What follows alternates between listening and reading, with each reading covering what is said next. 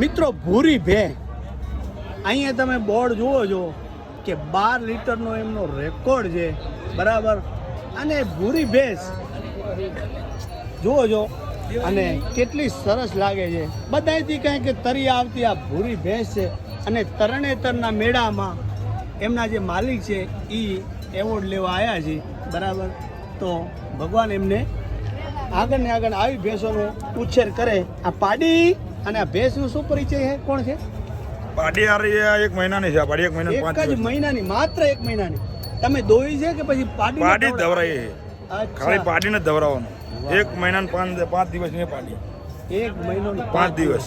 અને ક્યાંથી આવે છે આ ભેંસ તરણેતરના મેળામાં? હા, આ સાણંદ જેડી સિયાવાળા. શિયાવાડી ક્યાં? સાણંદ આપણે અમદાવાદ તાલુકાનું. અને કોની છે? હા સર, ફરસુભાઈ મણીલાલભાઈ. અને શું જ્ઞાતિ છે? પટેલ. અરે વાહ, પટેલમાં તો કાંઈ ઘટે નહીં. સુપર. આ બધા ભાઈઓ આવી ગયા છે તરણેતરના મેળાની મોજ માણવા. અને આ એક વર્ષો જૂનું, આનું નામ શું કીધું? ભૂરી. નામ જ ભૂરી. હા, સરસ શણગારી અને બરાબર રાખી છે. અને એટલી પાછી પહોંચી છે. જો આટલા માણસ ઊભા છે, જે કે એમ ગાય ઊભી હોય એમ ઊભી છે. અને આવીને બેસો હોજી ભેંસ હોય ને એની ઘણી કદર. આપણે બેન દીકરી હોય કે ભાઈ હોજી છે, કે આ હોજી છે જાતવારી. હા, નસલમાં ફેર પડે ને. હા, તો ખરેખર હોજી છે. અને હોજી ભેંસો હોવી જોઈએ.